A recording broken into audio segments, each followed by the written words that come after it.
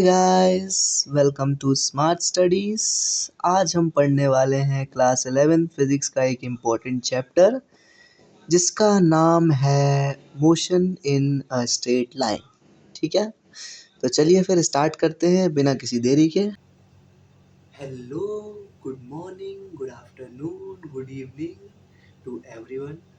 जिस भी टाइम आप इस वीडियो लेक्चर को देख रहे हो उस टाइम आप अपने आप मेरी तरफ से विश कर लेना। ठीक है, तो यार फाइनली हम आ गए हैं अपने नेक्स्ट चैप्टर पे जिसका नाम है motion in a straight line. ठीक है, आपने मेरा पिछला लेक्चर देखा होगा जो कि मेरा फर्स्ट लेक्चर था यूट्यूब पे जिसका नाम था यूनिट्स एंड डायमेंशंस। ठीक है, आप लोगों को काफ़ी पसंद आया होगा, आप लोगों ने उससे बहुत कुछ सीखा होगा। ठीक है, और अगर अभी तक आपने वो लेक्चर नहीं देखा है और आप चाहते हो उसको देखना तो आप प्लीज़ उसको देखिए जाके। ठीक है, क्योंकि वो क्लास 11 की फ़िज़िक्स हो या फिर हमारी ओवरऑल फ़िज़िक्स हो, उसका एकदम बेसिक चैप्टर है, बेस चैप्टर है।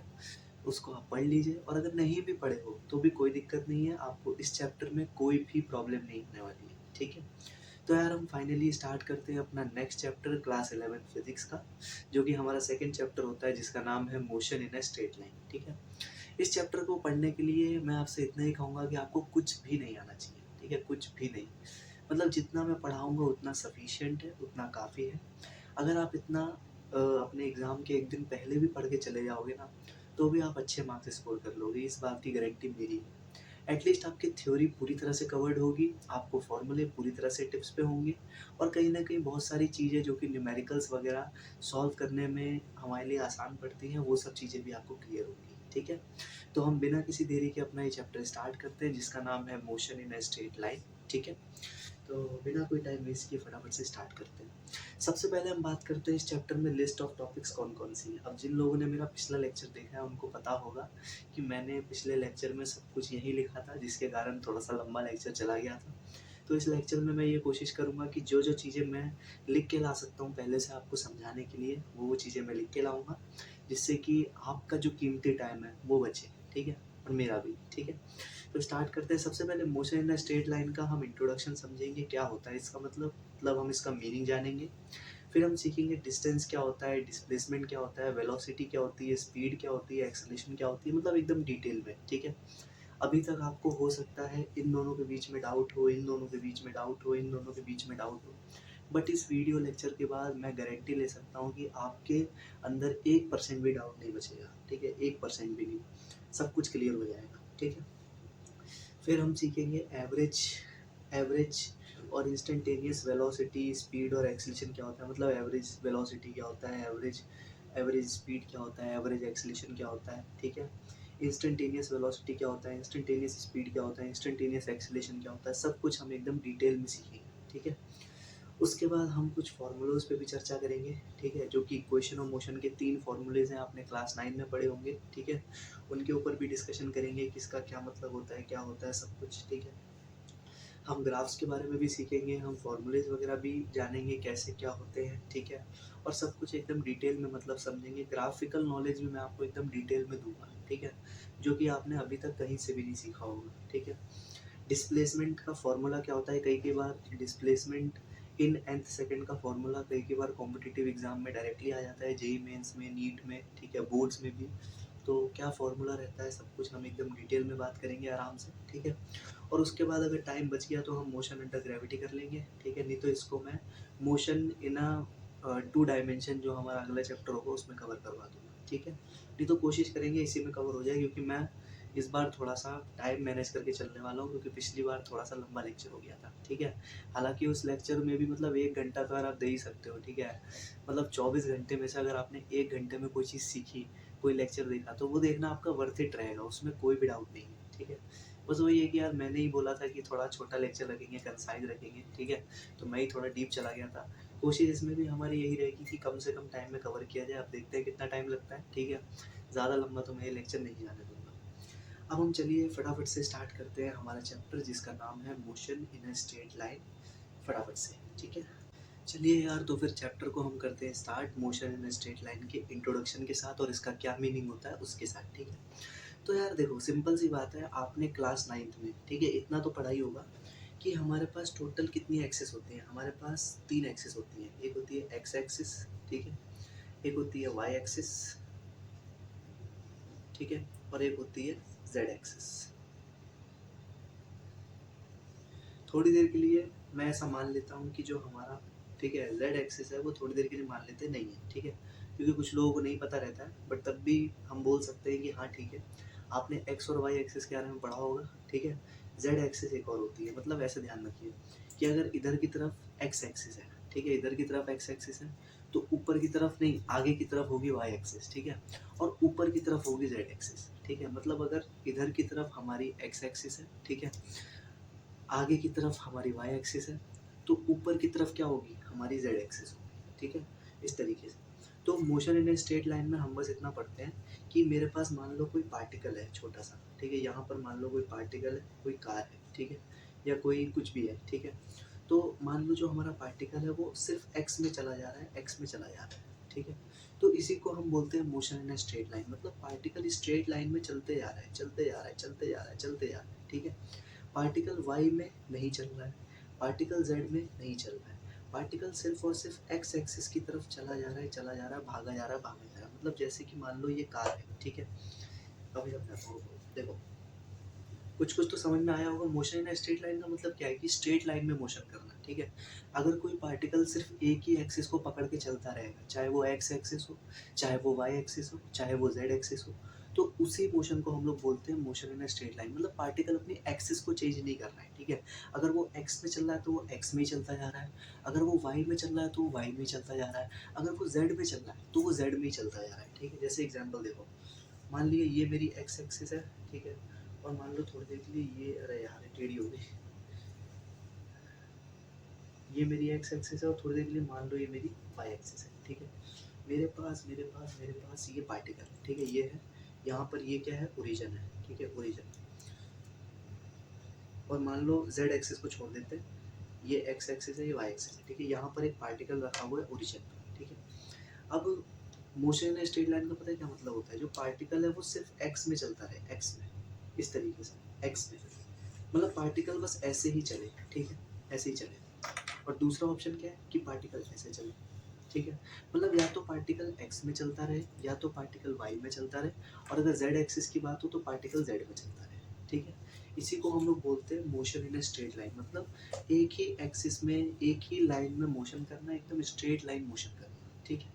अगले चैप्टर में हम पढ़ेंगे मोशन इन टू डायमेंशन, उसमें हम देखेंगे कि पार्टिकल एक साथ एक्स में भी चलेगा, एक साथ वाई में भी चलेगा, ठीक है। तो एक बार मैं फाइनली इंट्रोडक्शन और मीनिंग से ये चीज़ समराइज कर देता हूँ कि मोशन इन स्ट्रेट लाइन का मतलब क्या होता है कि मान लो ये एक्स एक्सिस है, ये वाई एक्सिस है, ये जेड एक्सिस है, ठीक है। तो जिसको शॉर्ट में लिखना है, ये बीच में ओरिजिन है, ठीक है। तो हम बस इतना बोल सकते हैं कि जो पार्टिकल है, ठीक है, अगर वो स्ट्रेट लाइन मोशन कर रहा है, जो कि हमें इस चैप्टर में पढ़ना है, तो वो या तो एक्स एक्सिस में चलेगा, सिर्फ और सिर्फ एक्स एक्सिस में चलेगा, या तो वो वाई एक्सिस में चलेगा, सिर्फ और सिर्फ वाई एक्सिस में चलेगा, नहीं तो वो जेड एक्सिस में चलेगा, ठीक है, जेड एक्सिस में चलेगा, इस तरीके से। तो यही चीज़, इसी को हम लोग क्या बोलते हैं, motion in a straight line, ठीक है। मतलब पार्टिकल स्ट्रेट लाइन मोशन कर रहा है, पार्टिकल वन डायमेंशन मोशन कर रहा है। इस चैप्टर को हम लोग मोशन इन वन डायमेंशन भी किसी किसी किताब में लिखते हैं, उसका मतलब यही है। ये जो एक्स वाई जेड एक्सिस होती है ना, इनको हम डायमेंशंस भी बोलते हैं, ठीक है, इनको हम डायमेंशंस भी बोलते हैं, ठीक है। तो अगर पार्टिकल सिर्फ एक्स एक्सिस में चले, सिर्फ वाई एक्सिस में चले, सिर्फ जेड एक्सिस में चले, तो इसको हम लोग क्या बोलते हैं, motion in a straight line, ठीक है। तो यही इस चैप्टर का सिंपल सा मीनिंग है, सिंपल सा इंट्रोडक्शन है, ठीक है। तो उसके बाद हम अगली बात करते हैं कि, है ना, अगली बात करें, समझ में आ गया, बिल्कुल बिल्कुल क्लियर है, क्रिस्टल क्लियर है, ठीक है। एक बार और बता देता हूँ, मोशन इन स्ट्रेट लाइन का सिंपल सा, तुम इसको ये भी बोल सकते हो मोशन इन वन डायमेंशन, पहली बात। दूसरी बात, मोशन इन वन डायमेंशन का मतलब पार्टिकल एक ही एक्सिस में मूव करेगा, या तो वो एक्स एक्सिस में चलेगा, या तो वो वाई एक्सिस में चलेगा, या तो वो जेड एक्सिस में चलेगा, ठीक है। पार्टिकल एक साथ अगर एक्स एक्सिस में भी चल रहा है, वाई एक्सिस में भी चल रहा है, इसका मतलब उसका मोशन कैसा है, उसका मोशन टू डायमेंशन है। अगर पार्टिकल जेड एक्सिस में भी चल रहा है, एक्स एक्सिस में भी चल रहा है, तो उसका मोशन क्या है, उसका मोशन टू डायमेंशन है। अगर पार्टिकल एक्स एक्सिस में भी चल रहा है, जेड एक्सिस में भी चल रहा है, तो उसका मोशन टू डायमेंशन है। अगर पार्टिकल वाई एक्सिस में भी चल रहा है, एक्स एक्सिस में भी चल रहा है, तो भी उसका मोशन टू डायमेंशन है, ठीक है। बट अगर पार्टिकल सिर्फ और सिर्फ एक्स एक्सिस में चल रहा है या फिर सिर्फ और सिर्फ वाई एक्सिस में चल रहा है या फिर सिर्फ और सिर्फ जेड एक्सिस में चल रहा है, तो इसका मतलब उसका मोशन क्या है, वन डायमेंशन है, इसका मतलब वो motion in a straight line है। ठीक है। हाँ, अब चलते हैं अगले टॉपिक पे। ठीक है, हमारा ये इंट्रोडक्शन एकदम क्लियर रहा बढ़िया तरीके से। ठीक है, अब हम चलते हैं अगले टॉपिक पे जिसका नाम है डिस्टेंस। ठीक है, डिस्टेंस का मतलब क्या होता है। ठीक है, देखो भाई, डिस्टेंस का मतलब सिंपल होता है। ठीक है ना।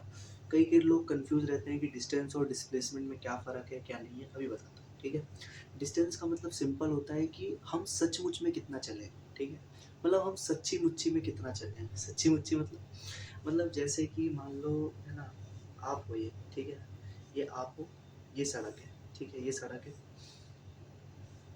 ठीक है, आप और मान लो, ठीक है, ये 5 मीटर की दूरी है।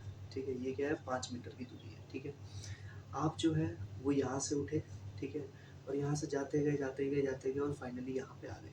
ठीक है, तो आपने कितना ट्रेवल किया, 5 मीटर।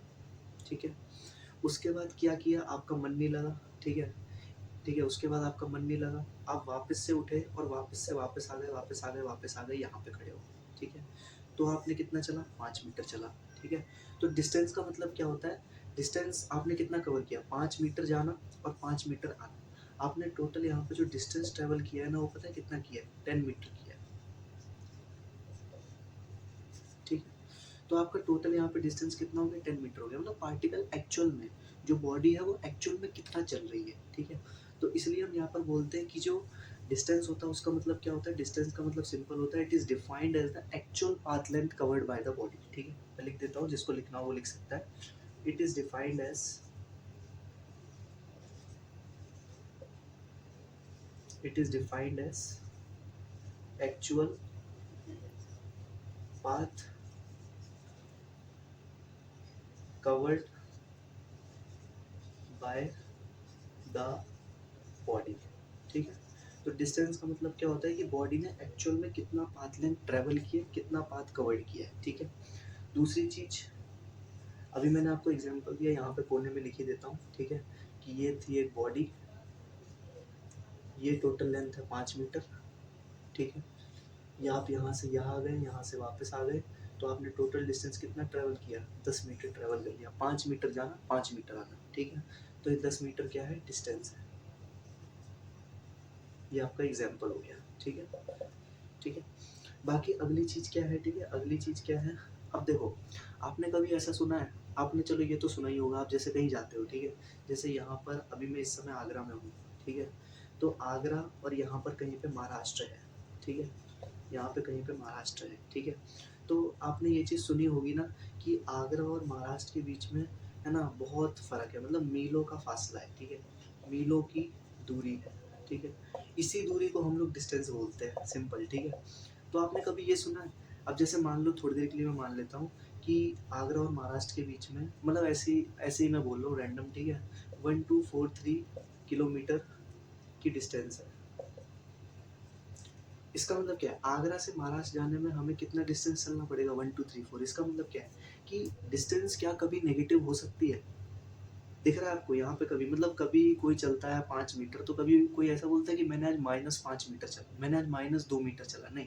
हम हमेशा बोलते हैं मैंने आज 5 मीटर चला, मैंने आज 2 मीटर चला, मैंने आज 10 मीटर चला। ठीक है, तो इसका मतलब डिस्टेंस नेवर बी नेगेटिव,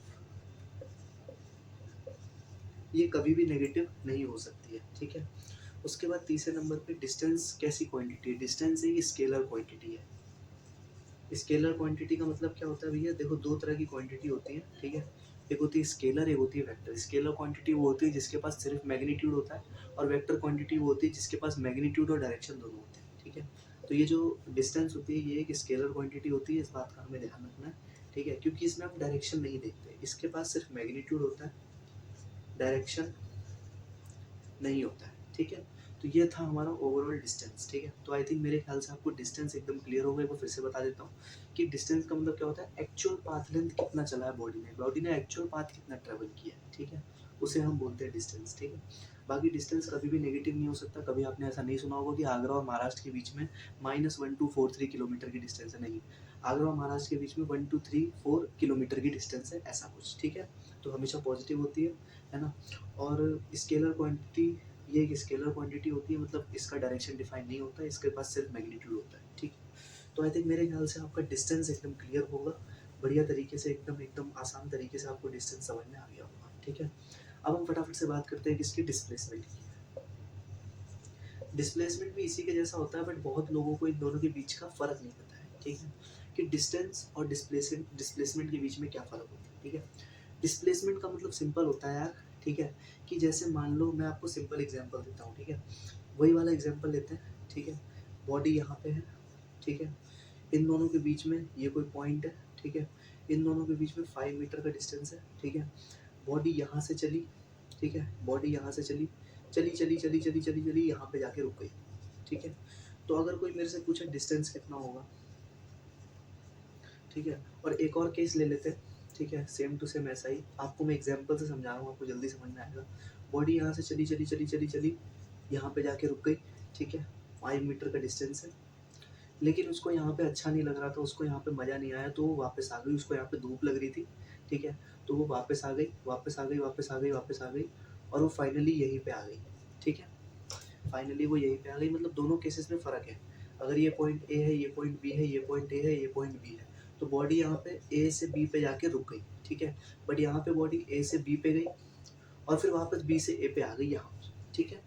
तो अगर कोई मेरे से इन दोनों केसेस में डिस्टेंस पूछे, तो जितना मैंने आपको अभी तक पढ़ाया आप डिस्टेंस बता दोगे। ए से बी गई है, 5 मीटर की डिस्टेंस है, 5 मीटर, ठीक है। ए से बी गई, लेकिन फिर बी से ए आ गई, तो ए से बी तक जाना 5 मीटर, फिर बी से ए तक जाना 5 मीटर, तो टोटल 10 मीटर डिस्टेंस उसने चल लिया, ठीक है। अब कोई मेरे से यहाँ पे डिस्प्लेसमेंट पूछे, अच्छे से लिख लेता हूँ यार, है ना।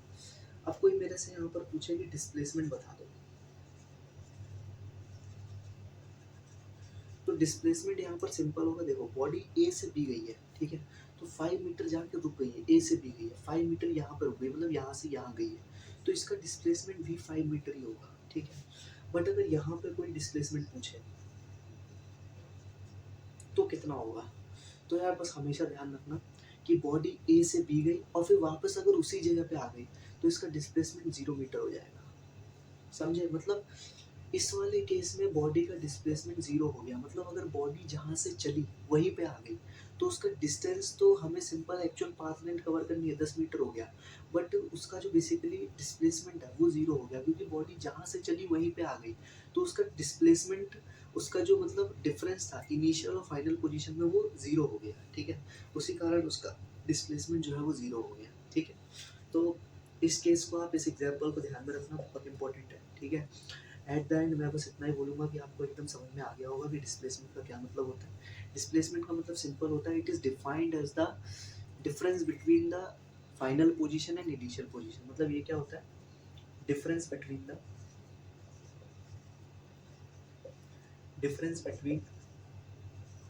Final and initial position,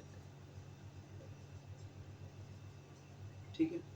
displacement जो होता है वो डिफरेंस होता है फाइनल और इनिशियल पोजीशन के बीच में, ठीक है।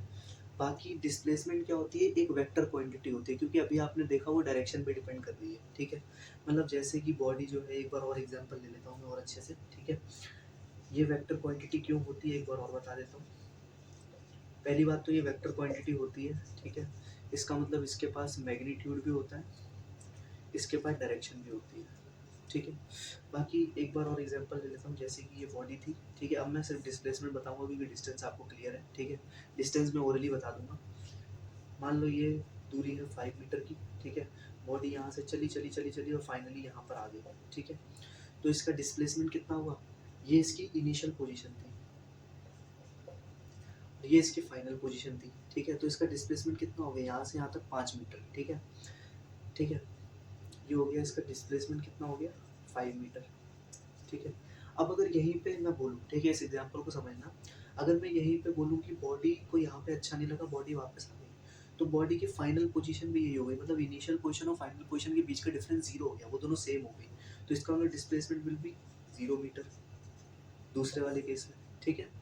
पहले वाले केस में ये रहा, ठीक है। अब अगला केस यहाँ पर और बनता है, ठीक है। अगला केस यहाँ पर और बनता है कि मान लो बॉडी जो थी, ठीक है। बॉडी जो थी वो 5 मीटर चलने के बाद यहाँ तक आई, ठीक है। उसके बाद वो और 5 मीटर चल गई, और 5 मीटर चल गई, तो उसका डिस्टेंस कितना हो गया 10 मीटर, उसका डिस्प्लेसमेंट कितना हो गया 10 मीटर, ठीक है। सिंपल, दोनों डिस्टेंस और डिस्प्लेसमेंट आपस में बराबर हो, ठीक है। तो बहुत डिपेंड करता है डिस्प्लेसमेंट डायरेक्शन के ऊपर भी और मैग्नीट्यूड के ऊपर भी, ठीक है। इसलिए वो एक वेक्टर क्वांटिटी होता है, इसलिए डिस्प्लेसमेंट एक वेक्टर क्वांटिटी है, ठीक है। बाकी डिस्प्लेसमेंट जो है ये जो है, ठीक है, ये नेगेटिव भी हो सकता है। कुछ लोग कहेंगे ये नेगेटिव क्यों हो सकता है, ठीक है। नेगेटिव ये इसलिए हो सकता है क्योंकि ये एक वेक्टर क्वांटिटी, और वेक्टर क्वांटिटी में हम लोग डायरेक्शन को रिप्रेजेंट करते हैं, ठीक है। जैसे कि आपने थोड़ा बहुत एक्सिस वगैरह के बारे में पढ़ा होगा, ये एक्स एक्सिस होती है, ये वाई एक्सिस होती है, ये जेड एक्सिस होती है, ठीक है। तो है ना, थोड़ी देर के लिए मैं एक्स एक्सिस को ही ले लेता हूँ, ठीक है।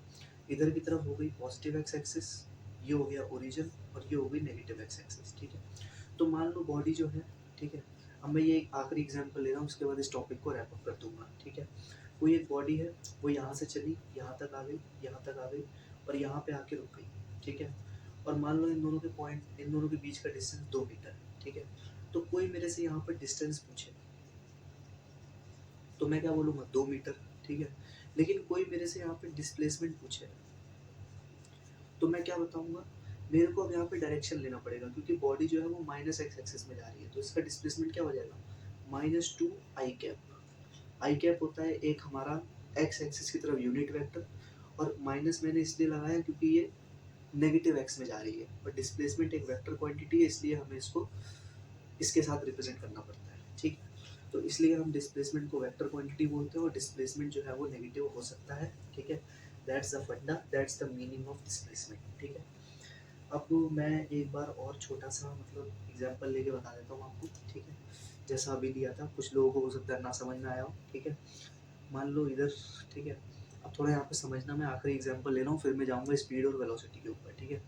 मान लो यहाँ पे एक्स एक्सिस है पॉजिटिव वाली, और मान लो यहाँ पे एक्स एक्सिस है नेगेटिव वाली, ठीक है। तो बॉडी जो है वो मान लो कोई ए बॉडी है, ठीक है। वो यहाँ से पहले तो चली एक्स एक्सिस की तरफ, चली चली चली चली चली, ठीक है, यहाँ पे आके रुक गई, डिस्टेंस थी इसकी 2 मीटर, ठीक है। तो इसका डिस्टेंस कितना हो गया, डिस्टेंस तुम क्या लिखोगे 2 मीटर, ठीक है। डिस्प्लेसमेंट क्या लिखोगे, बॉडी यहाँ पे आ गई फाइनली, ये वाला पॉइंट, ठीक है। तो दोनों के बीच का डिस्टेंस क्या है 2, तो तुम 2 लिख दोगे, और प्लस एक्स में तो आई कैप लगा दोगे, ठीक है। उसके बाद अगर बॉडी जो है वो वापस आ गई, वापस आ गई, ठीक है, और फाइनली ओ वाले पॉइंट पे आ गई, तो अब सब लोग बोल देंगे डिस्टेंस कितना हो जाएगा, दो जाना दो आना, 4 मीटर का डिस्टेंस, और डिस्प्लेसमेंट कितना हो जाएगा, जहाँ से चली वहीं पे आ गए 0 मीटर का डिस्प्लेसमेंट, ठीक है। उसके बाद मान लो बॉडी जो है, ठीक है, उसका पेट नहीं भरा, ठीक है, उसका पेट नहीं भरा, वो वापस से निकल गई इधर की तरफ, ठीक है, इधर की तरफ निकल गई, और वो आ गई यहाँ पर, यहाँ से 2 मीटर पे आ गई, ठीक है। तो उसका डिस्टेंस ओवरऑल कितना हो जाएगा, 2 मीटर इधर चली, 2 मीटर वापस आई, 2 मीटर इधर चली गई फिर से, तो डिस्प्लेसमेंट उसका 6 मीटर हो जाएगा, ठीक है। और कोई डिस्प्लेसमेंट पूछे तो देखो 2 मीटर इधर गई, 2 मीटर वापस आई, डिस्प्लेसमेंट विल बी 0, ठीक है, क्योंकि वापस वहीं आ गई, फिर वो 2 मीटर इधर चली गई नेगेटिव डायरेक्शन में, तो ये हो जाएगा -2 आई कैप, ठीक है भाई। तो आई थिंक मेरे ख्याल से मैंने अभी डिस्टेंस और डिस्प्लेसमेंट को इतना टाइम दे दिया है, इससे ज़्यादा टाइम देना बेवकूफ़ी है, क्योंकि इतना ही काफ़ी है, ठीक है। आपको रिवीजन हो गया होगा, आपको समझ में आ गया होगा, ठीक है। अब हम चलते हैं अगले टॉपिक पे, जिसका नाम है स्पीड, ठीक है। अब यहाँ से थोड़ा सा मैं फार्मूला खेलूंगा, क्योंकि स्पीड आप सबको पता है, ठीक है। स्पीड क्या होता है बेसिकली, स्पीड को अगर मैं थोड़ी देर के लिए एस से दिखा दूँ, ठीक है, तो स्पीड होता है, चलो एस से रहने दो, क्योंकि एस से हम इस चैप्टर में डिस्टेंस को दिखाते हैं, डिस्प्लेसमेंट को दिखाते हैं इक्वेशंस ऑफ मोशन में, ठीक है। मैं पूरा लिख देता हूँ कि स्पीड की जो वैल्यू होती है, इसका फॉर्मूला होता है, ठीक है, डिस्टेंस अपॉन टाइम, ठीक है। अब आप मेरे को एक बात बताओ, ठीक है, मैंने आपको डिस्टेंस निकालना सिखा दिया है, बिल्कुल डिटेल में बात कर ली है कैसे डिस्टेंस निकालते हैं। अगर आपको मैं टाइम दे दूँ, अगर मैं आपको टाइम इंटरवल दे दूँ, तो क्या आप मुझे स्पीड बता दोगे, बिल्कुल बता दोगे, ठीक है। तो ऐसे ही यही होता है स्पीड, इसमें ऐसा कुछ जानने वाला मुश्किल काम है नहीं, ठीक है। इसी को हम लोग स्पीड बोलते हैं, ठीक है। आसान सा टॉपिक है, ठीक है। अब आते हैं हम, हाँ हाँ, और बातें कर लेते हैं स्पीड के ऊपर, इतना तो खैर बच्चों वाला पार्ट हो गया, ठीक है। एक बार और देख लेते हैं, ठीक है। स्पीड का पहली बात तो फॉर्मूला क्या होता है, एक बार और बता देता हूँ ये होता है डिस्टेंस अपॉन टाइम। ठीक है, पहली चीज। दूसरी चीज स्पीड जो होती है, ठीक है, वो एक स्केलर क्वांटिटी है। स्केलर क्वांटिटी क्यों है स्पीड एक स्केलर क्वांटिटी? क्योंकि स्पीड डिपेंड कर रही है डिस्टेंस के ऊपर, और डिस्टेंस एक स्केलर क्वांटिटी है, इसलिए स्पीड के पास कोई भी डायरेक्शन नहीं होती, सिर्फ उसके पास अपना मैग्नीट्यूड होता है। ठीक है, जैसे मैं कभी कहूँ ना, तो मैं जैसे कि यहाँ पर कोई बंदा है, वो 2 मीटर पर सेकेंड से जा रहा है, ठीक है, तो इसकी स्पीड में क्या लिखूंगा? स्पीड में इसकी 2 मीटर पर सेकेंड लिखूंगा। ठीक है, मैं ये नहीं लिखूंगा कि ये एक्स में जा रहा है, वाई में जा रहा है, जेड में जा रहा है, मैं सिर्फ 2 मीटर पर सेकेंड लिखूंगा। ठीक है, उसके बाद तीसरे नंबर पे हम ऐसा बोल सकते हैं कि स्पीड जो है वो कभी भी नेगेटिव नहीं हो सकती है। अब आप यहाँ से बिल्कुल समझ पा रहे होगे कि मैंने क्यों आपको डिस्टेंस पढ़ा है, क्योंकि जैसा जैसा डिस्टेंस चेंज होगा वैसे वैसे स्पीड चेंज होगी, अगर मैं आपको टाइम इंटरवल दे दूँ तो। ठीक है, टाइम के हिसाब से है ना, तो ये भी कांट बी नेगेटिव। ठीक है, क्योंकि ये इसका सिर्फ मैग्नीट्यूड लेके चलती है, इसलिए ये भी नेगेटिव नहीं हो सकती। क्यों? क्योंकि जो डिस्टेंस है वो कभी नेगेटिव नहीं हो सकता है। ठीक है, ये थी हमारी स्पीड। ठीक है, हमारी स्पीड तो वैसे भी अच्छी चल रही है आज, क्योंकि आज मैं थोड़ा सा टाइम मैनेज करके चल रहा हूँ। ठीक है, जो हो गया स्पीड। ठीक है, स्पीड हो गया। अब हम बात करते हैं किस पे? वेलोसिटी पे। ठीक है, बहुत सारे लोगों को स्पीड और वेलोसिटी का फ़र्क नहीं पता है, मुझे भी नहीं पता था जब मैं 11th क्लास में आया था। ठीक है, बाद में धीरे धीरे समझ में आया। ठीक है, वेलोसिटी क्या होता है? वेलोसिटी होता है डिस्प्लेसमेंट अपॉन टाइम। अब आप फिर यहाँ से कहोगे कि हमको तो डिस्प्लेसमेंट अच्छे से आता है सर, आपने हमें अच्छे से पढ़ा दिया, तो सिंपल सी बात है, आप वेलोसिटी भी निकाल लोगे, डिस्प्लेसमेंट अपॉन टाइम। ठीक है, पहली चीज, मतलब अगर आपको डिस्प्लेसमेंट पता है, अगर टाइम तो क्वेश्चन में ही दिया ही होगा, डिस्प्लेसमेंट आप निकालना सीख गए हो, टाइम आपको क्वेश्चन वाला दे ही देगा, तो आप वेलोसिटी आराम से निकाल लोगे हंसते हंसते। ठीक है, दूसरी बात, वेलोसिटी जो है, अब आप मेरे को खुद बताओगे ये स्केलर क्वांटिटी है कि वेक्टर क्वांटिटी है? अरे सिंपल सी बात है, वेलोसिटी डिस्प्लेसमेंट पे डिपेंड कर रही है, तो वेलोसिटी एक वेक्टर क्वांटिटी हो जाएगी। यानी कि इसके पास अपना मैग्नीट्यूड भी होगा, इसके पास अपना डायरेक्शन भी होगा। इसका मतलब जो काम हम अभी तक कर रहे थे ना, मतलब जैसे कि एक आदमी है, ठीक है, वो इधर जा रहा है, थोड़ा सा अच्छे से समझा देता हूँ। ठीक है, बाकी चलो एक पॉइंट और बता देता हूँ, फिर अच्छे से समझा देता हूँ स्पीड और वेलोसिटी को मिला के। ठीक है, तीसरी चीज, ठीक है, वेलोसिटी जो है, क्या वो कभी नेगेटिव हो सकती है? अरे भाई कुछ भी हो सकती है, क्योंकि डिस्प्लेसमेंट कुछ भी हो सकता है। नेगेटिव भी हमने देख लिया, -2i का अभी एग्जाम्पल दिया था, हमने इसको जीरो भी करवा के देख लिया, जहाँ से चला वहीं पे आ गया तो जीरो।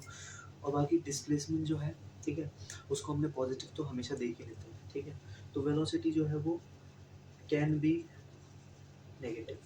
ठीक है भाई, तो मेरे ख्याल से इतना आपको एकदम क्लियर है, इसमें कुछ भी मुश्किल नहीं है, आपको सब आता है, बिल्कुल आसान है। ठीक है, अब मैं एक बार स्पीड, वेलोसिटी, डिस्टेंस, डिस्प्लेसमेंट इसको एक बार अच्छे से समझा देता हूँ एक एग्जांपल लेके। ठीक है, और आपको फटाफट से इस चीज़ से फ्री कर देता हूँ। ठीक है, फिर हम आएंगे अगले टॉपिक। ठीक है, बाकी एक चीज़ आप और ध्यान रख सकते हो यहाँ पर। ठीक है, एक चीज़ आप यहाँ पर और ध्यान रख सकते हो। ठीक है, कि एक मिनट, एक मिनट, एक मिनट, हाँ हाँ हाँ, हम बता रहे थे अभी स्पीड और वेलोसिटी के बीच का रिलेशन। ठीक है, तो एक बात का हमेशा ध्यान रखना। ठीक है, एक बात का हमेशा ध्यान रखना कि जो डिस्टेंस होता है ना, वो हमेशा या तो बड़ा होगा या तो बराबर होगा मॉड ऑफ डिस्प्लेसमेंट के। मतलब डिस्टेंस कभी भी डिस्प्लेसमेंट से छोटा नहीं हो सकता, सिंपल सी बात है। ठीक है, डिस्टेंस कभी भी डिस्प्लेसमेंट के मैग्नीट्यूड से छोटा नहीं हो सकता। ठीक है, डिस्टेंस हमेशा या तो बड़ा होगा या तो बराबर होगा मॉड ऑफ डिस्प्लेसमेंट के। ठीक है, और दूसरी बात, चलो पहले इसको समझा देता हूँ। ठीक है, इसका मतलब सिंपल है यार। ठीक है, कि डिस्टेंस की वैल्यू हमेशा greater than equal to mod of displacement होगी। एक एग्जांपल और ले लेता हूँ। ठीक है, कि मान लो ये हमारी एक्स एक्सिस है, ठीक है, ये ओरिजिन है, और ये हमारी थोड़ी देर के लिए माइनस एक्स एक्सिस है। ठीक है, ये प्लस एक्स एक्सिस है। एक बॉडी है, ठीक है, वो यहाँ से चली चली चली चली चली चली 2 मीटर, उसने उसने मान लो 3 मीटर ट्रेवल किया। ठीक है, वो यहाँ पे आके रुक गई। ठीक है, तो इस वाले पॉइंट पे हम ऐसा बोल सकते हैं कि इसका डिस्प्लेसमेंट 3 मीटर, इसका डिस्टेंस 3 मीटर। ठीक है, फिर वो बॉडी, उसका मन नहीं लगा, वो वापस आई वापस आई वापस आई। इस वाले पॉइंट पे उसका डिस्टेंस, थोड़ी देर के लिए डी एस लिख देता हूँ, वो 3 मीटर है। ठीक है, और डिस्प्लेसमेंट डी पे लिख देता हूँ, वो भी 3 मीटर है। ठीक है, वो वापस आई फिर से इस पॉइंट पे आ गई। तो इस वाले पॉइंट पे उसका डिस्टेंस हो जाएगा 6 मीटर, 3 मीटर जाना 3 मीटर आना 6 मीटर, और उसका डिस्प्लेसमेंट हो जाएगा कितना 0 मीटर, क्योंकि जहाँ से चली वहीं पे आ गई, ठीक है। और मान लो उस वो और आगे चली गई, ठीक है, उसका पेट नहीं भरा, वो आई फिर से आगे चली गई, और वो चलती रही चलती रही चलती रही चलती रही, कहाँ तक 6 मीटर तक, ठीक है। तो उसका डिस्टेंस कितना हो जाएगा इस वाले पॉइंट पे, इस वाले पॉइंट पे उसका जो डिस्टेंस होगा, ठीक है, डिस्टेंस होगा वो होगा 3 मीटर जाना, 3 मीटर गई, ठीक है, फिर 3 मीटर वापस आई, और फिर इधर की तरफ 6 मीटर चली गई, कितना हो गया, ये हो जाएगा 6 दूनी 12, 12 मीटर, ठीक है। और उसका डिस्प्लेसमेंट कितना हो जाएगा, देखो 3 मीटर चली, 3 मीटर वापस आई, डिस्प्लेसमेंट 0, ठीक है, और फिर वापस चली गई 6 मीटर, तो वो हो जाएगा -6 ठीक है। या फिर इसको तुम ऐसे भी लिख सकते हो, अगर मॉड ऑफ डिस्प्लेसमेंट की बात करी जाए तो तुम इसको 6 भी लिख सकते हो, ठीक है। तो तुम्हें यहाँ पर क्लियरली दिख रहा है कि भाई साहब जब डिस्टेंस 6 है, जब डिस्टेंस जो है वो 3 मीटर है, तो डिस्प्लेसमेंट भी 3 मीटर है, इसका मतलब अगर बॉडी अपनी डायरेक्शन चेंज नहीं करेगी तो डिस्टेंस और डिस्प्लेसमेंट बराबर होंगे, ठीक है। बाकी जब वो यहाँ पे आई तो उसका डिस्प्लेसमेंट 0 मीटर हो गया, डिस्टेंस उसका 6 मीटर है, यहाँ भी डिस्टेंस बड़ा है डिस्प्लेसमेंट से, और यहाँ पर तो भाई साहब आखिरी वाले केस में डिस्टेंस जो है वो 12 मीटर तक चला गया, और डिस्प्लेसमेंट 6 ही रह गया उसका मैग्नीट्यूड, ठीक है। इसका मतलब ये बात यहाँ से बिल्कुल सत्य होती है कि डिस्टेंस जो है वो या तो बड़ा होगा या तो बराबर होगा डिस्प्लेसमेंट के, कभी डिस्टेंस डिस्प्लेसमेंट से छोटा नहीं हो सकता मैग्नीट्यूड वाइज अगर हम बात करें तो, ठीक है। बस, और एक बात का और ध्यान रखना, ठीक है, कि बॉडी ने अगर अपनी है ना डायरेक्शन चेंज नहीं करी है तो डिस्टेंस और डिस्प्लेसमेंट हमेशा बराबर होता है, ठीक है। अभी मैंने एग्जांपल देके दिखा दिया। वैसे ही एक चीज़ और हमें ध्यान रखनी है, ठीक है, कि जैसे distance is greater than equal to mod of displacement,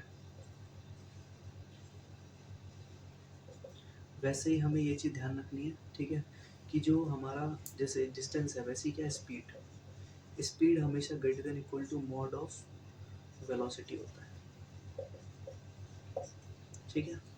अब इसको भी मैं आपस में रिलेट करके दिखा देता हूँ, ठीक है, वैसे तो बिल्कुल सेम है, ठीक है, बट तुम्हें एक चीज़ यहाँ पर ध्यान में रखनी है, ठीक है।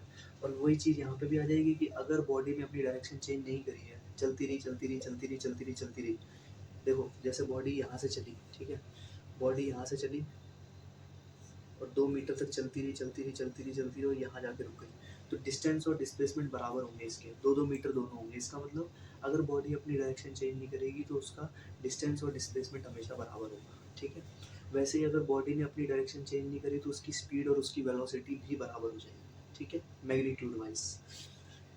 बाकी एक चीज़ मैं यहाँ पर और बता सकता हूँ कि अगर यहाँ पर मेरे पास कोई बंदा है, वो जा रहा है 2 मीटर पर सेकेंड से इधर की तरफ भागे जा रहा है भागे जा रहा है भागे जा रहा है भागे जा रहा है, ठीक है, तो इसकी स्पीड हमेशा हम लिखेंगे 2 मीटर पर सेकेंड, और वहीं कोई मेरे से इसकी वेलोसिटी पूछे, ठीक है, तो हमें पता है, मान लो इधर की तरफ पॉजिटिव एक्स एक्सिस है और ये ओरिजिन है, ठीक है, तो हम बोल सकते हैं वेलोसिटी हो जाएगी उसकी 2 i कैप, ठीक है। बस इतना फ़र्क है, मतलब वेलोसिटी के पास डायरेक्शन है, उसके पास जगह है जाने की, स्पीड के पास नहीं, ठीक है।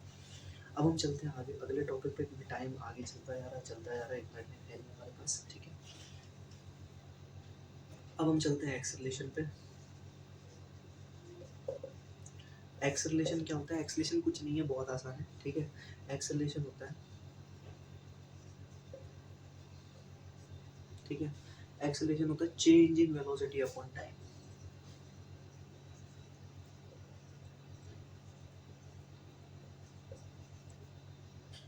Change in velocity upon time, बस इतना ध्यान रखना है, ठीक है। मतलब जो अभी हमने वेलोसिटी पढ़ी थी, मतलब जैसे किसी बंदे की, ठीक है, जो इनिशियल वेलोसिटी है, ठीक है, वो अगर 5 मीटर पर सेकेंड, ठीक है, वेलोसिटी को हम खैर उससे लिखते हैं, ठीक है, ठीक है।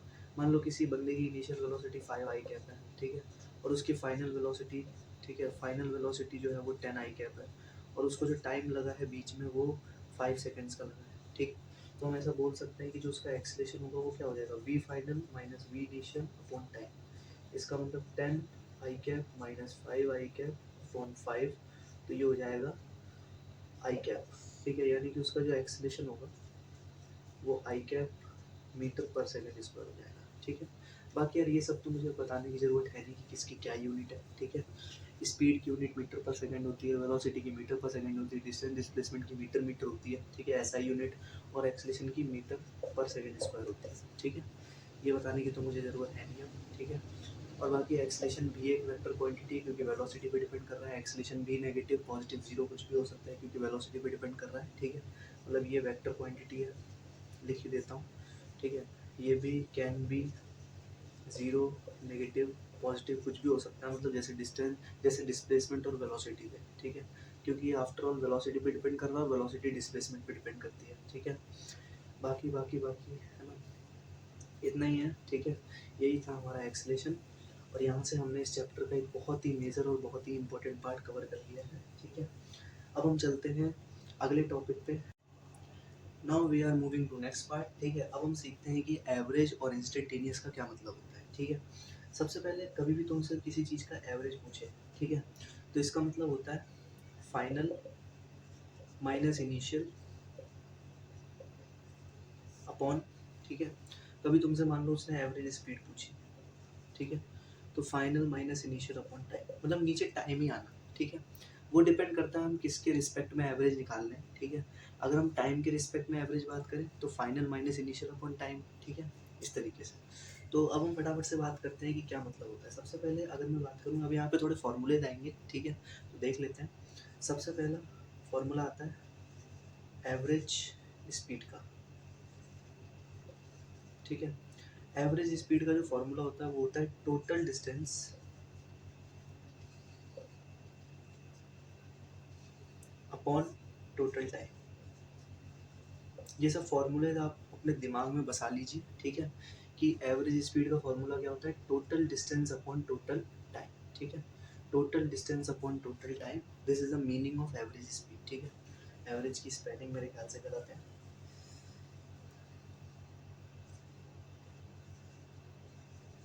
अभी मैं इसके एग्जांपल लेके भी समझाता हूँ, ठीक है। डिस्टेंस आपको पता है, बस टोटल डिस्टेंस, ठीक है, upon total time, this this is the meaning of average speed. दूसरा आता है एवरेज वेलोसिटी। अब ये सब ना आपको थोड़ा सा याद ही करना पड़ेगा। वैसे तो खैर ये सब याद करने की चीज़ें अब आपके लिए रही नहीं है क्योंकि इतना सब मैंने पढ़ा दिया है, ठीक है, आपको सब कुछ पता भी है। बस एक बार एक क्वेश्चन देख लोगे ना तो आप एकदम श्योर हो जाओगे इसके लिए भी, क्योंकि बहुत आसान है ये, ठीक है। एवरेज वेलोसिटी क्या होता है, पहली बात तो एवरेज जो होता है ना वो हम किसी टाइम इंटरवल के लिए कैलकुलेट करते हैं, इसलिए मैंने टोटल टाइम लिखा है, ठीक है। वो कहेगा टी बराबर 5 से टी बराबर 10 सेकेंड के बीच में, वो कहेगा टी इज इक्वल टू 0 से T is equal to 10 second के बीच में, कुछ इस तरीके से हम लोग टाइम इंटरवल के लिए एवरेज वैल्यू कैलकुलेट करते हैं, ठीक है। एवरेज वेलोसिटी क्या हो जाएगा, टोटल डिस्प्लेसमेंट, अब तो आप समझ ही गए होंगे, ठीक है। Total displacement upon total time,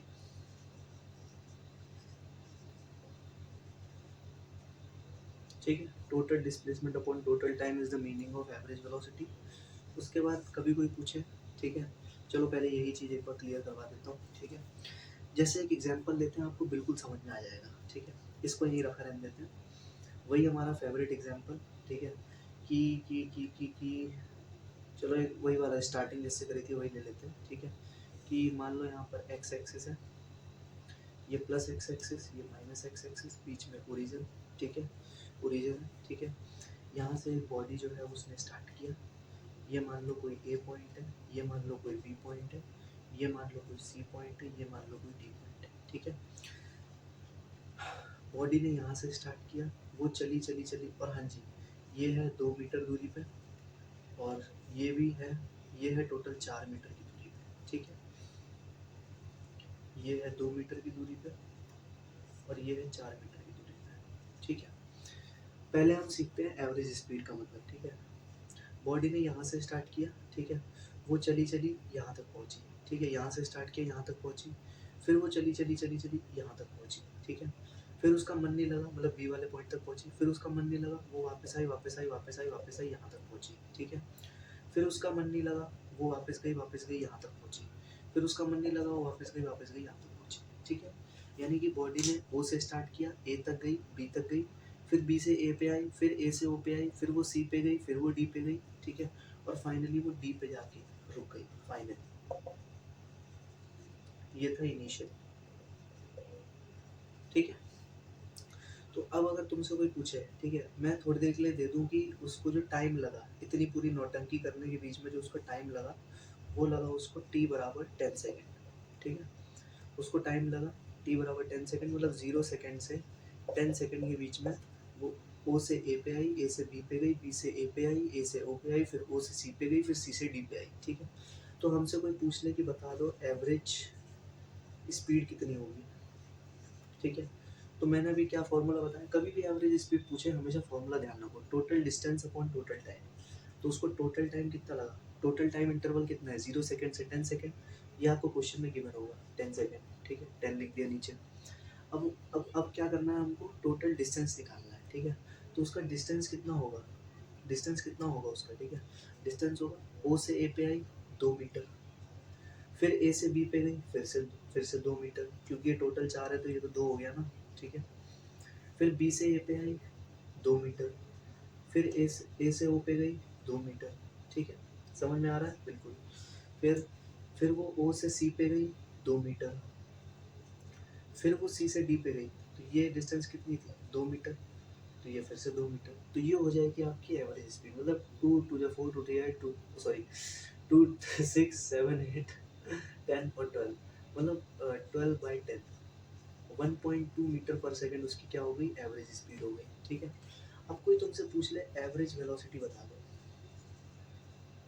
तो इसमें तुमको ध्यान रखना है total displacement upon total time. तो नीचे तो सेम ही रहेगा 10, बट डिस्प्लेसमेंट मतलब अब तुम्हारी वही चीज़ काम आएगी। ठीक है, जो तुमने अभी सीखी थी डिस्प्लेसमेंट निकालने का तरीका, ओ से ए गया, ए से बी गया, बी से ए आया, फिर ए से ओ आया, तो यहाँ से यहाँ तक तो डिस्प्लेसमेंट 0। ठीक है, फिर वो ओ से सी गया 2 मीटर चला, फिर वो सी से डी गया 2 मीटर चला, मतलब -4 आई कैप। तो ये हो जाएगा -0.4 मीटर पर सेकेंड आई कैप, इस तरीके से।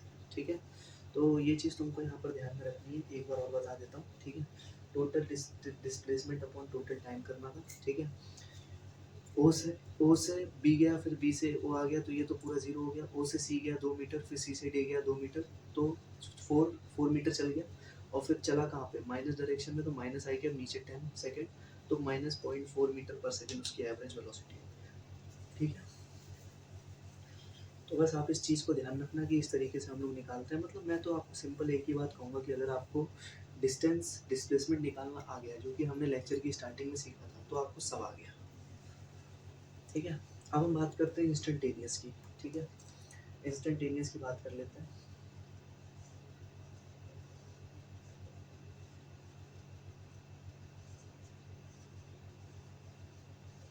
ठीक है, इंस्टेंटेनियस की बात कर लेते हैं। ठीक है, इंस्टेंटेनियस का मतलब होता है, देखो जैसे अभी मैं कह रहा था कि टी बराबर 0 से टी बराबर 10 सेकेंड के बीच में हमें एवरेज स्पीड बताओ, हमने निकाली थी। ठीक है, हमने एवरेज वेलोसिटी बताओ, हमने निकाली थी।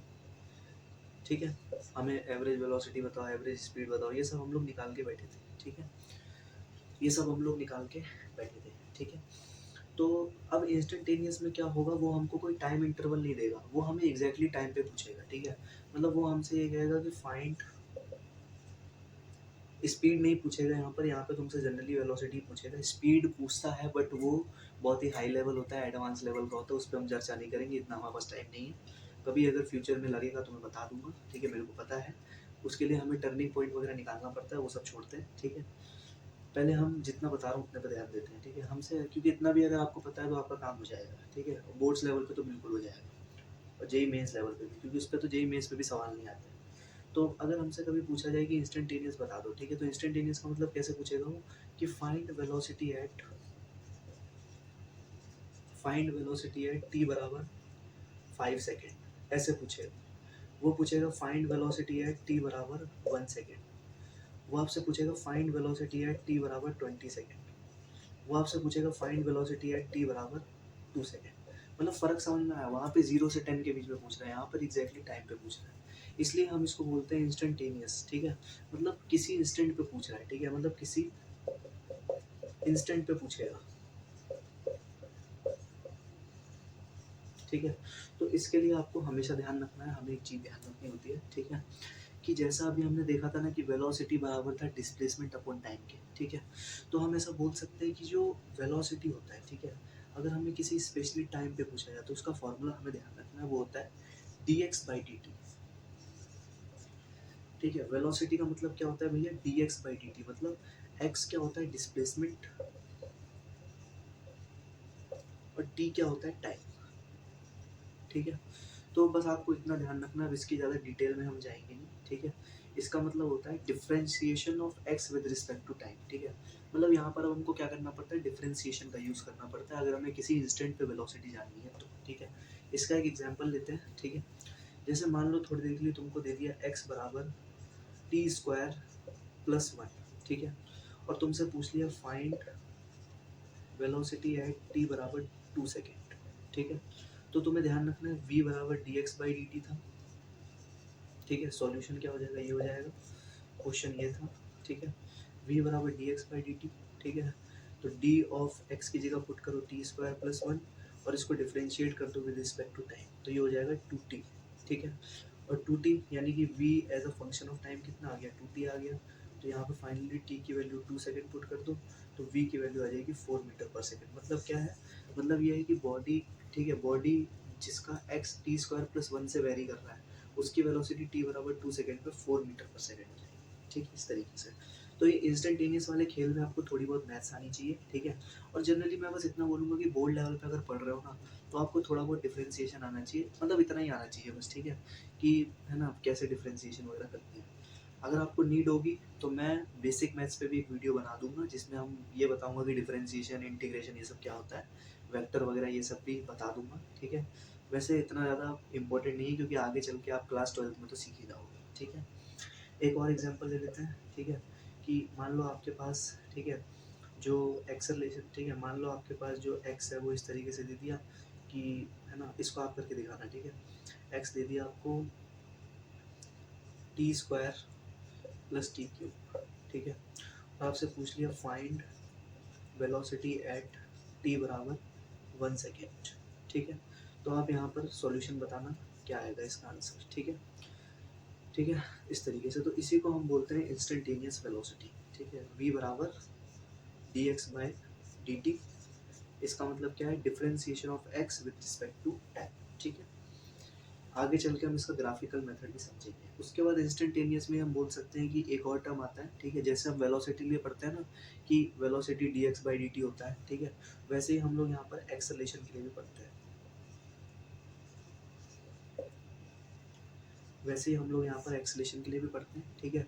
जैसे वेलोसिटी बराबर D X by D T होता था, मतलब वही है ये, change in displacement upon change in time, ठीक है, वही चीज़ है, बस लिखने का तरीका बदल दिया, क्योंकि यहाँ पर हम एक इंस्टेंट में बात कर रहे हैं, ठीक है। ऐसे ही कुछ एक्सेलेरेशन के फॉर्मूले आते हैं, ठीक है। जैसे एक्सेलेरेशन का पहला फॉर्मूला यहाँ पर जो सबसे इम्पोर्टेंट है वो होता है D we by D T, मतलब लिखा वही है भाई, लिखा वही है, ठीक है।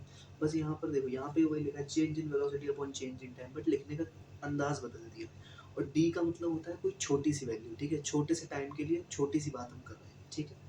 तो जैसे v बराबर D X by D T होता है, वैसे ही a बराबर D we by D T होता है, ठीक है, सिंपल। अब यहाँ पर भी सेम टू सेम उसी कैटेगरी के सवाल आपसे पूछ सकता है, ठीक है।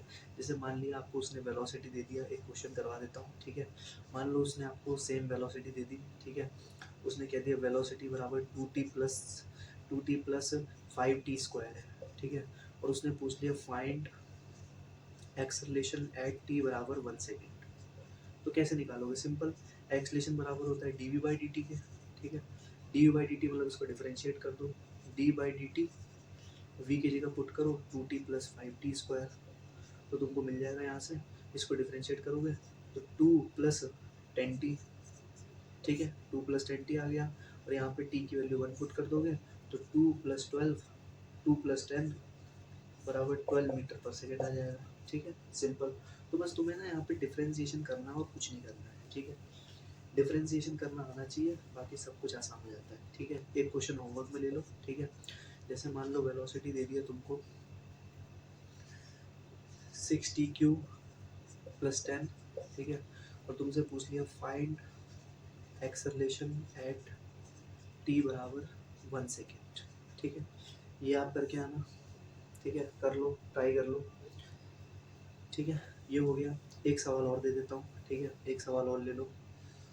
जैसे मान लो तुम्हें x दे दिया T cube plus 5t square plus 6t plus 10, ठीक है। तो सबसे पहले, ठीक है, मैंने तुमसे पूछा कि फाइंड x एट t बराबर 1 सेकेंड, पहली चीज़ तो मैंने यही पूछ ली, ठीक है। तो इसके लिए अब डिफरेंशिएट मत करने लगे आना। एक्स की वैल्यू टी बराबर 1 सेकंड में मतलब क्या है, टी की वैल्यू 1 पुट कर दो, एक्स की वैल्यू निकाल लो, ठीक है। फिर मैंने तुमसे पूछा फाइंड वेलोसिटी एट टी बराबर 2 सेकेंड। कैसे करोगे, सिंपल v बराबर D X by D T, इसको डिफरेंशिएट कर दो विद रिस्पेक्ट टू टाइम और t की वैल्यू 2 पुट कर दो, आंसर आ जाएगा, ठीक है। तीसरी चीज, अब मैंने तुमसे पूछ लिया फाइंड एक्सेलरेशन एट t बराबर 3 सेकेंड्स। कैसे निकालोगे, सिंपल, x को डिफरेंशिएट किया, वेलोसिटी आई विद रिस्पेक्ट टू टाइम, फिर वेलोसिटी को फिर से डिफरेंशिएट किया विद रिस्पेक्ट टू टाइम, तो तुमको एक्सेलरेशन मिल गया, ठीक है। एक बार शॉर्ट में बता रहा हूँ, फिर t की वैल्यू 3 पुट कर दी, आंसर आ जाएगा। देखो x की वैल्यू, ठीक है, x की वैल्यू तुमको दे रखी थी, ठीक है। मैं कोने में एक बार हिंट दे देता हूँ, वैसे तो आप लोग कर लोगे। वेलोसिटी की वैल्यू क्या आ जाएगी, इसको डिफरेंशिएट करो D X by D T, ठीक है। तो ये आ जाएगा 3t² प्लस nt प्लस 6, ठीक है। फिर एक्सेलरेशन की बात अगर करें तो D we by D T कर दूँ, तो इसको फिर से डिफरेंशिएट कर दूँ 60 प्लस 10। अब बस इसमें वैल्यू पुट कर दो, आपका आंसर आ जाएगा। इसके आंसर आप मेरे को कमेंट सेक्शन में बताना क्या होंगे, ठीक है। हिंट भी दे दी मैंने, अब तो हो जाएगा। इतना आसान सवाल है यार, इसको भी नहीं कर पाए तो फिर क्या फ़ायदा। ठीक है, तो फाइनली यहाँ से हमारा इंस्टेंटेनियस वाला पार्ट भी कंप्लीट हुआ और इस चैप्टर का एक मेजर पोर्शन जहाँ से सवाल आते हैं वो हमने कंप्लीट कर लिया, ठीक है। अब हम कुछ और फॉर्मूलेस पे आते हैं जो कि जनरली पूछे जाते हैं, ठीक है। पहले तो सबसे पहला फॉर्मूला हम अब इंस्टेंटेनियस वाला देख लेते हैं, ठीक है। पहला फॉर्मूला होता है v is equal to D X by D T, ठीक है। दूसरा फॉर्मूला एक्सेलेरेशन होता है D we by D T के, और यही बराबर होता है D two X upon D T square के। अब कुछ लोग पूछेंगे ये कैसे आ गया भाई, ये कैसे, ये बहुत आसान है, ठीक है। इसके आने का मतलब सिंपल है, D two X by D T square का मतलब सिंपल है कि हमने एक्स को 2 बार डिफरेंशिएट किया, मतलब एक्स को डिफरेंशिएट किया विद रिस्पेक्ट टू टाइम तो वेलोसिटी मिली, फिर वेलोसिटी को डिफरेंशिएट किया विद रिस्पेक्ट टू टाइम तो एक्सेलरेशन को मिला, एक्सेलरेशन मिल गया। इसका मतलब क्या है, हमने एक्स को 2 बार डिफरेंशिएट किया है, वही ये चीज़ लिखी हुई है, ठीक है। तो इसका खैर इतना यूज़ होता नहीं है, मेनली इसी का यूज़ होता है, ठीक है, ये चीज़। और एक चीज़ और है, ठीक है, कि एक्सेलरेशन को हम लोग v into D we by D X में लिख सकते हैं, ठीक है। मतलब कभी अगर आपको ऐसा दे दिया जाए, ठीक है, कभी अगर आपको ऐसा दे दिया जाए, इस पर एक सवाल मैं करवा देता हूँ, ठीक है। ये एक फॉर्मूला है, ध्यान में रखना। एक्सेलरेशन को हम लोग v into D we by D X में लिख सकते हैं, ठीक है। जैसे एक क्वेश्चन करवा देता हूँ, कभी आपको मान लो ऐसे दे दिया जाए, ठीक है, कि v is equal to X square plus X, ठीक है। और हमसे पूछ लिया जाए फाइंड एक्सेलरेशन एट टी बराबर, टी नहीं, फाइंड एक्सेलरेशन एट एक्स बराबर 1 सेकेंड, ठीक है। तो इसको कैसे करते हैं, इसको भी सिंपल है, बहुत आसान है, ठीक है। देखो अभी तक आपने पढ़ा ही कि एक्सेलरेशन होता है D we by D T, ठीक है।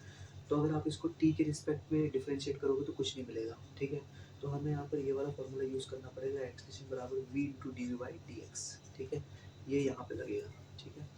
तो इसके बेसिस पे हम ऐसा बोल सकते हैं कि सबसे पहले हमें एक्स बराबर 1 पे, सेकेंड क्यों लिखा है मैंने, एक्स बराबर 1 मीटर, ठीक है। तो एक्स बराबर 1 पे वेलोसिटी कितनी आ जाएगी, 1 प्लस 1 बराबर 2, ठीक है। और कोई पूछे D we by D X कितना हो जाएगा, वो हो जाएगा 2x प्लस 1, ठीक है। और x की जगह 1 पुट कर दोगे तो ये 2 इंटू 1 प्लस 1, ये 3 आ जाएगा, ठीक है। अब एक्सप्रेशन हमें पता है v into D we by D X है, तो इसकी वैल्यू v की जगह हम रख देंगे 2, और D we by D X हमने 3 निकाल लिया, तो इसकी वैल्यू आ जाएगी 6। तो इसका मतलब एक्सप्रेशन का की वैल्यू क्या है, 6 है, ठीक है। तो इसी तरीके से हमें करना रहता है, बहुत आसान टॉपिक है, बहुत ही प्यारा टॉपिक है, फॉर्मूला बेस्ड टॉपिक है, ठीक है। जैसे v की value x square plus x है, तो अगर हमसे एक्सलेशन पूछा है एक्स बराबर 1 मीटर पे क्या होगा, ठीक है। तो एक्सलेशन की value v into D we by D X, X बराबर 1 पे v निकाल लो, 2 आ गया, ठीक है, तो ये v निकल गया। अब D we by D X निकालने के लिए इसको डिफ्रेंशिएट कर दो with respect to X, 2x plus 1 आ गया। अब उस x में 1 डाल दो, 2 इंटू 1 प्लस 1, 3 हो गया, ठीक है। उसके बाद हमें d we by D x 2 मिल गया, एक्सलेशन की वैल्यू हमारे पास, sorry d we by D x हमें 3 मिल गया, एक्सलेशन की वैल्यू हमारे पास 2 है, तो दोनों को मल्टीप्लाई कर दो, आंसर मिलती 6, ठीक है। इस तरीके से हम करते हैं सवालों को, बहुत ही आसान है, बहुत ही ईजी है, और बहुत ही मतलब छोटे छोटे सवाल हैं, ठीक है, जो कि हमें ध्यान में रखना है। एक्सलेशन के 3 फॉर्मूलेज होते हैं, एक क्वेश्चन मैं आपको होमवर्क के लिए दे देता हूँ, ठीक है। मान लो v की वैल्यू मैंने रख दी x³ प्लस x² प्लस 1, ठीक है। और पूछ लिया कि फाइंड वेलोसिटी एट x बराबर 1 मीटर। निकाल के दिखाओ, कुछ मत करना, x की जगह 1 पुट कर देना। फिर तुमसे मैंने पूछ लिया फाइंड एक्सेलरेशन एट x बराबर 2 मीटर। कैसे निकालोगे? v into D we by D X लगा के पहले x बराबर 2 को पुट करके v निकाल लेना, ठीक है। फिर D we by D X निकाल लेना, उसमें x की वैल्यू 2 पुट कर देना, फिर दोनों को मल्टीप्लाई कर देना, आ जाएगा, ठीक है। आसान है। तीसरे नंबर पे चलो इतना ही कर लो, बहुत है, ठीक है। इसके आंसर आप कमेंट करना, ठीक है। और कमेंट ना भी करो तो एटलीस्ट सॉल्व कर लेना, ठीक है, क्योंकि ऐसे सवाल जनरली पूछे जाते हैं, ठीक है।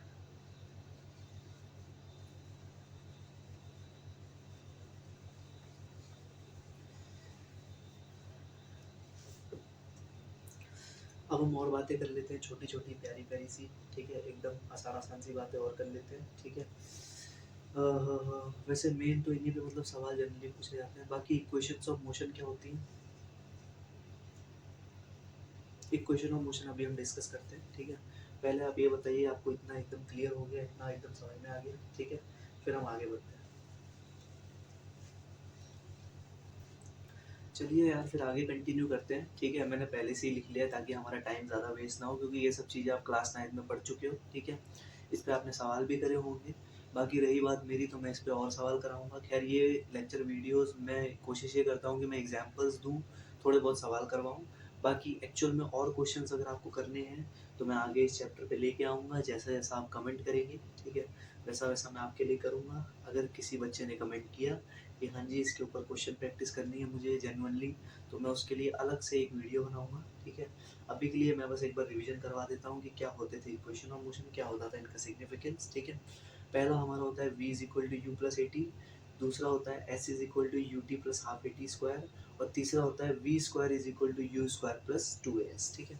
जहाँ पे u होती है इनिशियल वेलोसिटी, v होती है फाइनल वेलोसिटी, a होता है एक्सेलरेशन, t होता है टाइम, s होती है डिस्प्लेसमेंट, और ठीक है, इस चीज़ का हमें ध्यान में रखना है, ठीक है। बाकी कुछ कुछ सवालों में हमें ऐसा बोला जाता है कि कोई बॉडी इनिशियली रेस्ट पे है, ठीक है। वो हमें डायरेक्टली ये नहीं बोलेगा कि उसकी इनिशियल वेलोसिटी 0 है, वो ये डायरेक्टली बोलेगा कि वो इनिशियली रेस्ट पे है। इसका मतलब उसका हमें u 0 लेना है, ठीक है। और जो वेलोसिटी गिवन है उसको v मान लेना है, ठीक है। और जैसा जैसा हमें डेटा दिया होगा, ठीक है, उसके हिसाब से हमें इन इक्वेशंस को यूज़ करना है। जैसे हमें बोल दिया इनिशियली रेस्ट पे है तो u 0 हो गया, ठीक है। उसने हमें v दे दिया, उसने हमें t दे दिया, ठीक है। तो हमें ऐसा क्लिक करना चाहिए कि हमें सबसे पहले एक्सेलरेशन निकालना है, ठीक है। उसके बाद हमें अगर उसने हमसे डिस्टेंस पूछा है तो ये वाला टर्म तो वैसे ही 0 हो गया क्योंकि u बराबर 0 है, तो s बराबर हाफ ए टी स्क्वायर हो जाएगा, ठीक है। a हमने निकाल लिया है, t हमें गिवन है, तो हम ऐसा आराम से निकाल सकते हैं, ठीक है। यानी कि सिंपल एंड शॉर्ट में बस इतना कहूँगा कि हमें यहाँ पर डेटा का यूज़ करना आना चाहिए कि हमें किस तरीके से यहाँ पर डेटा दे रखा है, ठीक है। उस तरीके से हमें यहाँ पर डेटा का यूज़ करना रहता है, ठीक है।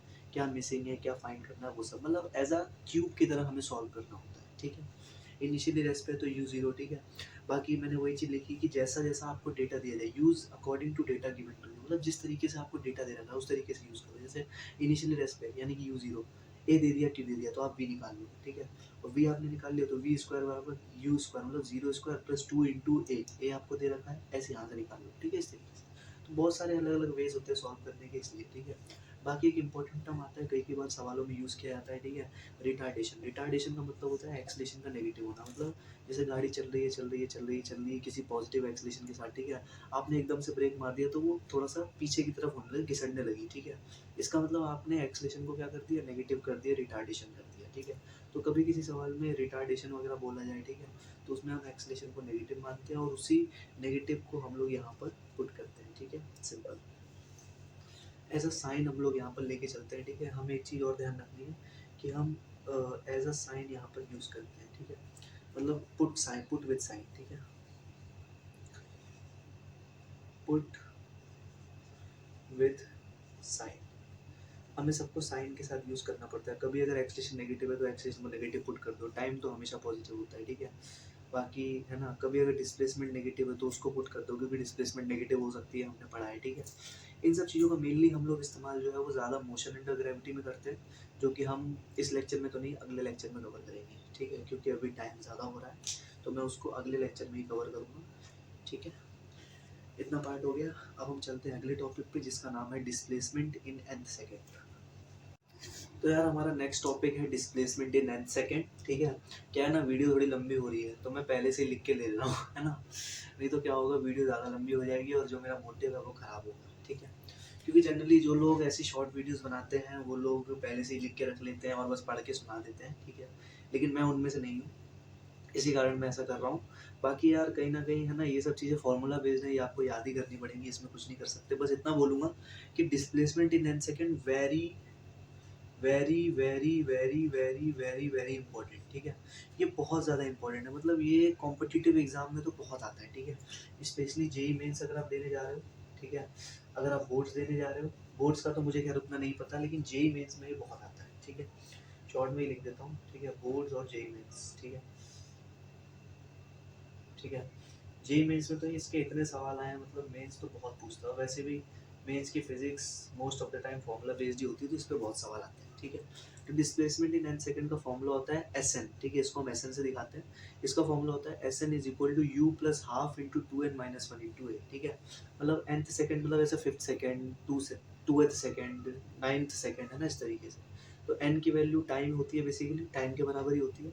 ए अपना पुराना वाला एक्सलेशन है, यू अपना इनिशियल वेलोसिटी है, और एस एन अपना वही है डिस्प्लेसमेंट इन एच सेकेंड, ठीक है।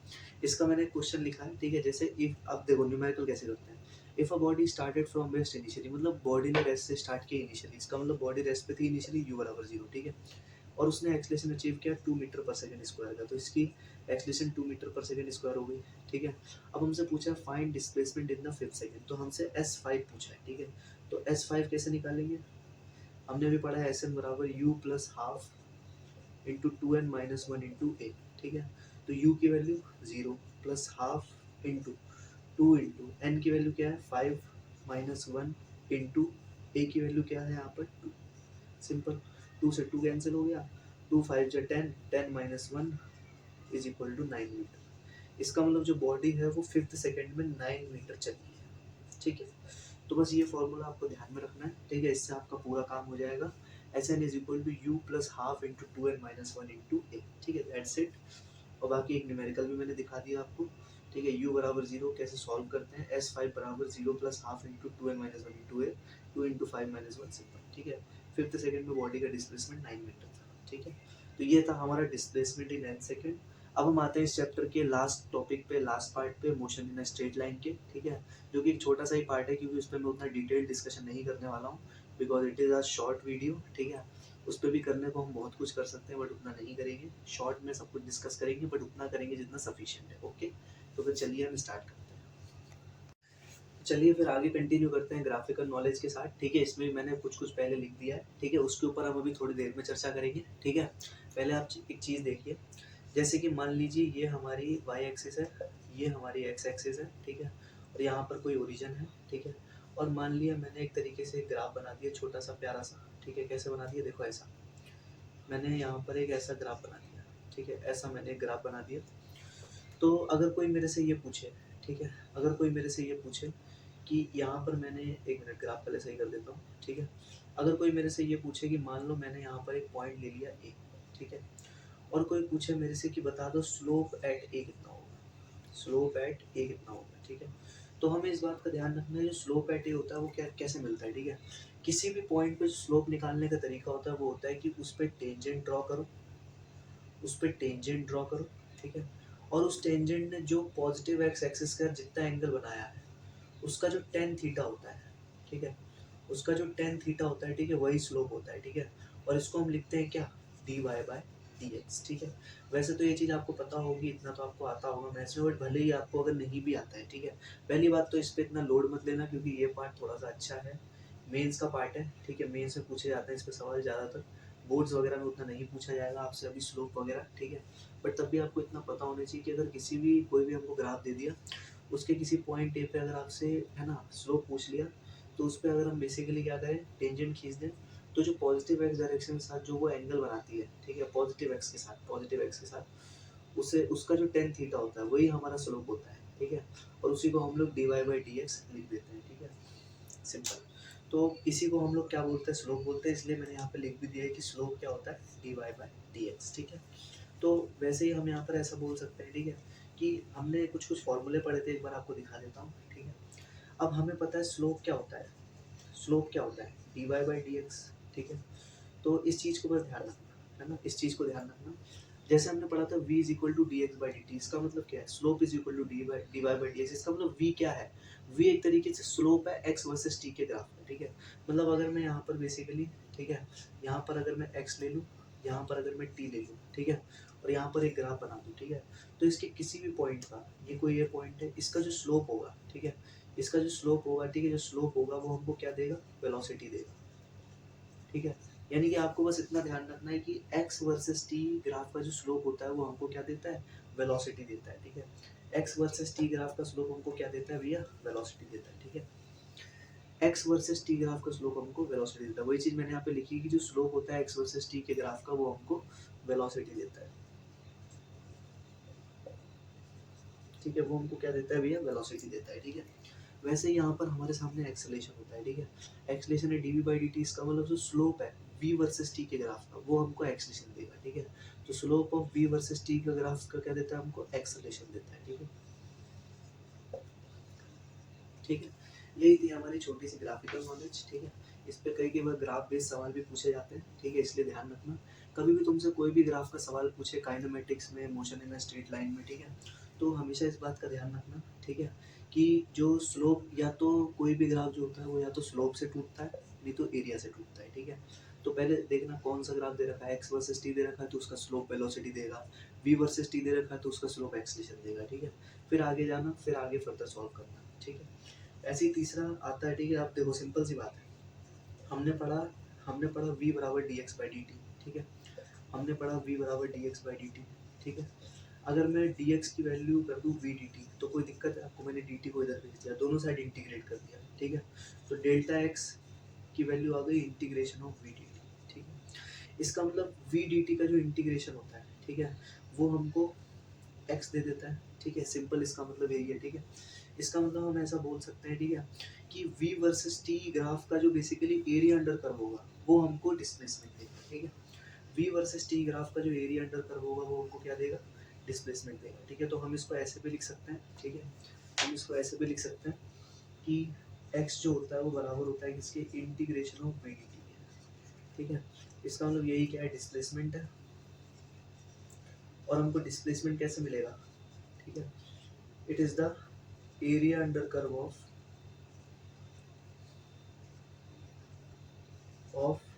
VT ग्राफ,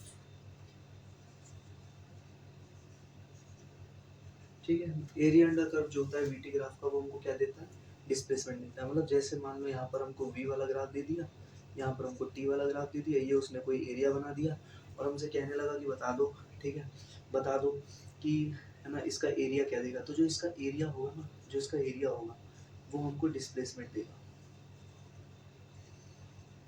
ठीक है। और कभी भी हम जब कैलकुलेशन वगैरह करते हैं, जो एक्स एक्सिस के ऊपर वाला पार्ट होता है और जो नीचे वाला पार्ट होता है, ऊपर वाले पार्ट को पॉजिटिव लेते हैं, नीचे वाले पार्ट को नेगेटिव ले लेते हैं ड्यूरिंग कैलकुलेशंस, ठीक है, ये चीज़ होती है। बाकी ऐसे ही हम यहाँ पर एक और चीज़ लिख सकते हैं, ठीक है, जैसे हमने यहाँ पे किया वैसे ही मैं भी लिख सकते हैं कि डेल्टा वी बराबर हो जाएगा integration of a d t है, simple, a d t is equal to d v, ठीक है। तो दोनों साइड इंटीग्रेट कर दिया तो डेल्टा वी बराबर ए डी टी का इंटीग्रेशन, इसका मतलब क्या है, it is also change in velocity, change in velocity. इसका मतलब क्या है कि जो एरिया अंडर कर्व होता है एटी ग्राफ का वो चेंज इन वेलोसिटी देगा, area under curve of eighty graph. यही थे सिंपल हमारी ग्राफिकल नॉलेज, ठीक है। तो इसी के बेसिस पे हमारा ये पूरा चैप्टर ऑलमोस्ट समाप्त होता है, खत्म होता है, ठीक है। बस मैं इतना बोलूँगा कि आपको ध्यान रखना, कभी भी आपके सामने मोशन इन स्ट्रेट लाइन में ग्राफ वगैरह के सवाल आए, ठीक है, बस आप इतना ध्यान रखना कि या तो स्लोप से ग्राफ टूटेगा या तो एरिया से टूटेगा, ठीक है। अगर कभी आपको एक्स वर्सेस टी का, ठीक है, ग्राफ दिया जाए तो v बराबर D X by D T होता है, ध्यान रखना। यानी कि जो स्लोप होगा एक्स वर्सेस टी के ग्राफ का वो हमको वेलोसिटी देगा, ठीक है, और v वर्सेस t अगर कभी दे दिया जाए तो v वर्सेस t ग्राफ का जो जो स्लोप होगा वो एक्सलेशन देगा, ठीक है। और कभी v वर्सेस t दे दिया जाए, ठीक है, तो उसका जो एरिया होता है वो डिस्प्लेसमेंट देता है, ठीक है। और a वर्सेस t वाले ग्राफ का जो एरिया होता है वो चेंज इन वेलोसिटी देता है, ठीक है। वेलोसिटी नहीं, चेंज इन वेलोसिटी देता है, final velocity minus initial velocity, ठीक है। तो इसी के साथ फाइनली हमारा ये चैप्टर होता है खत्म, ठीक है। इस चैप्टर में यार बस इतना ही था, ठीक है। बाकी बोलने को बताने को और भी बहुत कुछ है, ठीक है, बट मेरे ख्याल से यार इतना काफ़ी है इस चैप्टर में। और इस चैप्टर को पढ़ने के बाद आपको कहीं ना कहीं फिजिक्स में और भी ज़्यादा कॉन्फिडेंस आएगा और भी ज़्यादा अच्छा समझ में आएगा, और इतना ही इन्फॉर्मेशन आपके लिए काफ़ी है, ठीक है। तब तक के लिए take care, thank you and thanks for watching, all the best.